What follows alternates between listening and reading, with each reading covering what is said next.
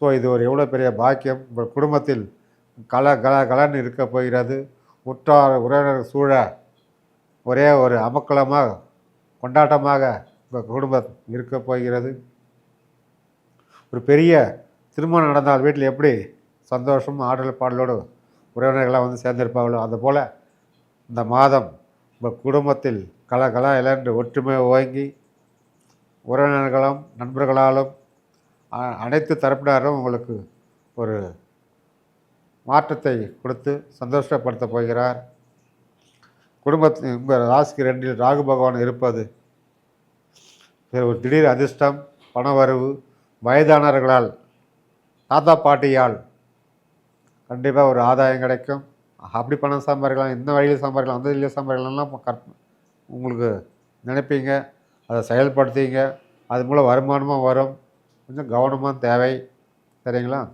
வர ராசிக்கு 2 சூரியன் பகவான் 7 சூரிய பகவான் அமைந்திருக்கிறார். அதனால் மனைவி வழியிலும் மனைவியுடைய தந்தை வழியிலும் குடும்பத்திற்கு பெரிய பெரிய ஆதாயம்லாம் காத்து கொண்டு இருக்கிறது. கண்டிப்பாக நீங்கள் எதிர்பார்த்தது மனைவி மூலம் ஆதாயம் உங்களுக்கு கண்டிப்பாக வரும். வர வேண்டிய பண உதவி இல்லை அரசாங்கத்தில் வேலை செய்பவர்களோட உதவி கண்டிப்பாக உங்களுக்கு கிடைக்கும். ரிட்டையர் ஆனவங்களுக்கு பென்ஷன் வந்து சேரும். அந்த பணம் தடைப்படுதும் அந்த பணம் வந்து சேரும். வயதானவர்கள் பென்ஷன் எழுதி போட்டது அரசாங்கம் மூலியம் அந்த பென்ஷன் கண்டிப்பாக வந்து சேரும். கண்டிப்பாக அரசாங்கத்தில் ஒரு ஆதாயம் இருக்கிறது. அதேபோல் பூர்வீக சொத்தாலும் ஆதாயம் இருக்கிறது. பூர்வீக சொத்தில் இருக்கிற அந்த வம்பு வழக்கு கோர்ட்டு கேஸ் எல்லாம் முடிந்து கும்ப ராசி சகோதர சகோதரிகளே, உங்கள் அனைவருக்கும் ஜோதிடர் சேட்டுவின் பணிவான வணக்கம். நாம் இப்பதிவில் காண இருப்பது தமிழ் மாத பலன் வரிசையில் கடைசி மாதம் என்று சொல்லக்கூடிய பங்குனி மாத பலனை நாம் இப்போது விரிவாக பார்ப்போம். நமக்கு என்ன செய்யலாம், என்ன செய்யக்கூடாது, என்ன பலன்கள் கிடைக்கப் போகிறது, வாருங்கள் பார்ப்போம். நமது கும்பராசியில் நேயர்களே, உங்கள் ராசியில் உங்கள் ராசிநாதன் ஆட்சி பெற்று அமைந்திருக்கிறார். அவர் இந்த மாதம் 30ஆம் தேதி பிறகு மீனராசிக்கு இடம்பெயர்கிறார். ஸோ அதுவரையில் உங்கள் ராசியில் இருக்கும் ராசிநாதன் நன்மையே செய்யப்போகிறார். உங்களுக்கு உடலில் ஆரோக்கியம் மேம்படப் போகிறது. கால் வலி, முட்டி வலி இதெல்லாம் பாதிக்கப்பட்டிருப்பீங்களா? இடுப்பு கீழே என்னென்ன வலி, என்னென்ன உபாய்கள் பாதிக்கப்பட்டிருந்தீங்களோ அது அனைத்தும் விலகப் போகிறது. நன்றாக உடல் ஆரோக்கியம் மேம்படப் போகிறது. உங்கள் ராசிக்கு 2 மீனராசி பார்ப்போமானால் இப்பொழுது 4 கிரகங்கள் இருக்கின்றன. 30ஆம் தேதி பிறகு உங்கள் ராசிநாதனும் சனி பகவான் அங்கே இடம்பெயர்ந்த பிறகு 5 கிரக சேர்க்கை உங்கள் குடும்பத்தில் இருக்கப் போகிறது. உங்கள் குடும்பத்திற்கு 5 கிரகங்கள் உறவினர்களாக கெஸ்ட்டாக வந்து அமரப்போகிறார்கள். அதில் சீஃப் கெஸ்ட் யாருன்னு பார்த்தோம்னாக்கா சுக்கிர பகவான் உச்சம் பெற்று அமர்ந்திருக்கிறார். ஸோ இது ஒரு எவ்வளோ பெரிய பாக்கியம். உங்கள் குடும்பத்தில் கலன்னு இருக்க போகிறது. உற்றார் உறவினர் சூழ ஒரே ஒரு அமக்கலமாக கொண்டாட்டமாக உங்கள் குடும்பம் இருக்க போகிறது. ஒரு பெரிய திருமணம் நடந்தால் வீட்டில் எப்படி சந்தோஷம் ஆடல் பாடலோடு உறவினர்களாக வந்து சேர்ந்திருப்பார்களோ அதுபோல் இந்த மாதம் உங்கள் குடும்பத்தில் இழந்து ஒற்றுமை ஓங்கி உறவினர்களும் நண்பர்களாலும் அனைத்து தரப்பினரும் உங்களுக்கு ஒரு மாற்றத்தை கொடுத்து சந்தோஷப்படுத்த போகிறார். குடும்பத்தில் உங்கள் ராசிக்கு 2 ராகு பகவான் இருப்பது ஒரு திடீர் அதிர்ஷ்டம், பணவரவு, வயதானவர்களால் தாத்தா பாட்டியால் கண்டிப்பாக ஒரு ஆதாயம் கிடைக்கும். தாத்தா பாட்டியால் உங்களுக்கு நீங்கள் எதிர்பார்த்த சொத்து பணம் கொடுப்பாங்க. உங்களுக்கு ஒரு மிகப்பெரிய கற்பனைகள் ஆசைகள் இருக்கும். அதெல்லாம் நிறைவேற்றி கொள்ளலாம் அந்த மாதத்தில்.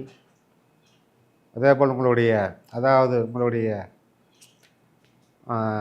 என்னென்ன சொல்லுவாங்க, இல்லீகலாக அப்படி பணம் சம்பாதிக்கலாம், இந்த வழியில் சம்பாதிக்கலாம், அந்த வழியில் சம்பாதிக்கலாம்லாம் உங்களுக்கு நினைப்பீங்க.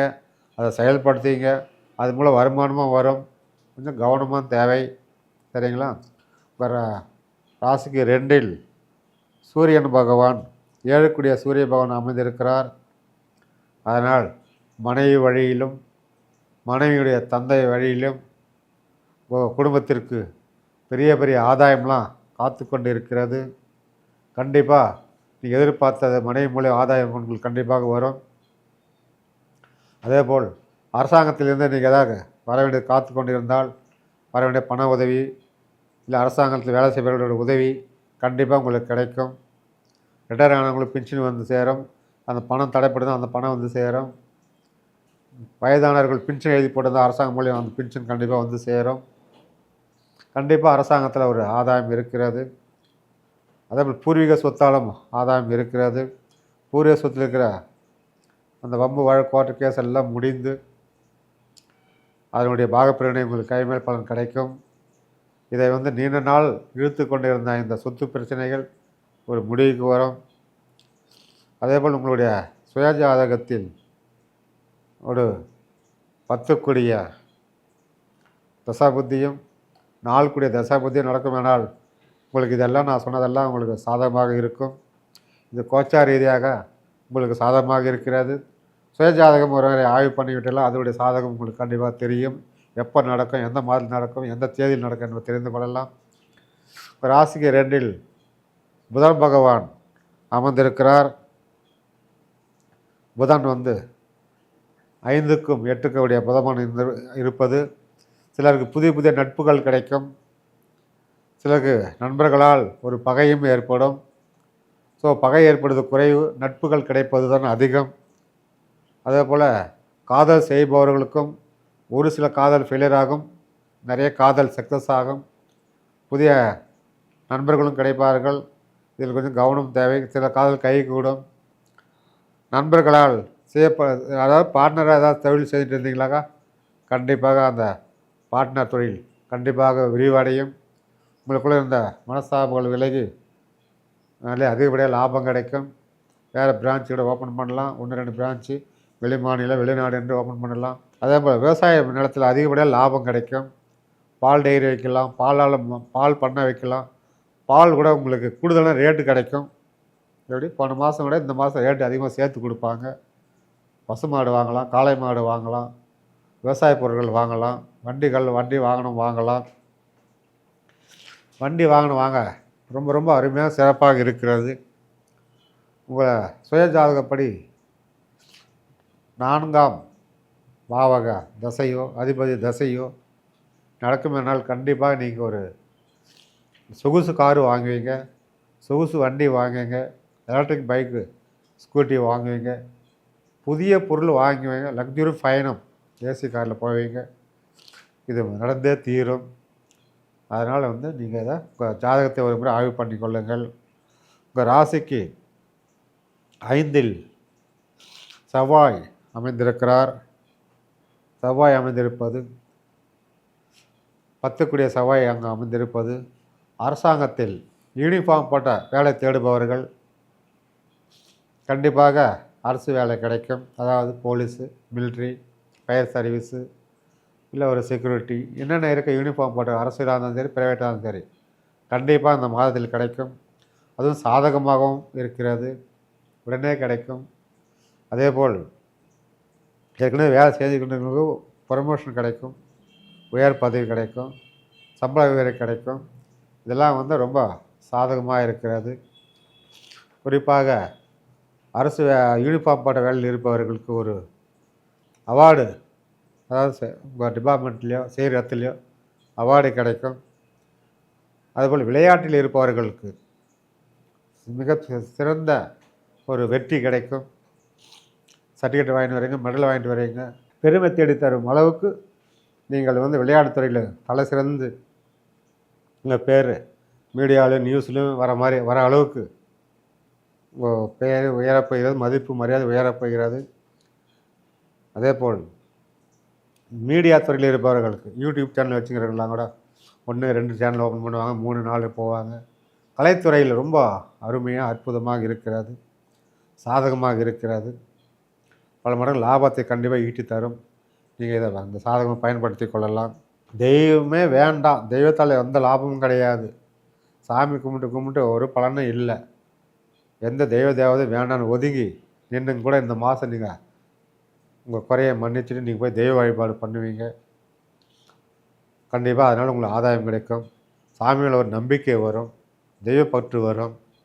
இடம் இவ்வளோ நாள் நம்ம தப்பு பண்ணிட்டோமே, வணங்காமல் விட்டுட்டோமே, அதனால தான் நமக்கு இவ்வளோ கஷ்டங்கள் நடக்குதா, இவ்வளோ தொல்லைகள் நடக்கிறதா, இவ்வளோ தடைகள் நடக்கிறதா என்று வருத்தப்பட்ட நீங்கள் இனிமேல் எல்லாம் தெய்வத்தின் அருளால் ஒரு முறை சென்று வாருங்கள். உங்களோட குறையை சொல்லி நான் செய்த தப்பு தான் என்று மன்னிப்பு கேட்டுட்டு தெய்வ வழிபாடு பண்ணி விட்டு வாருங்கள். அனைத்தும் சிறப்பாக சீரும் சிறப்பாக நடக்க போகிறது. அரசு வேலை முயற்சி பண்ணுறவங்க, எக்ஸாம் எழுதுபவர்கள் கண்டிப்பாக இந்த மாதம் நன்றாக படித்து பரீட்சை எழுதுவீர்கள். ஏற்கனவே பரீட்சை எழுதி எக்ஸாம் எழுதிட்டு ரிசல்ட் காத்து கொண்டு இருக்குமவர்கள் கண்டிப்பாக ரிசல்ட் கிடைக்கும். அதுவும் குறிப்பாக பேங்க் எக்ஸாம் எழுதி ரிசல்ட் வராமல் பார்த்து கொண்டு இருப்பவர்களுக்கு கண்டிப்பாக இந்த மாதம் ரிசல்ட் வந்து பேங்க் வேலைக்கு நீங்கள் சென்று சேருவீர்கள். அது ரொம்ப சாதகமாகவும் இருக்கிறது.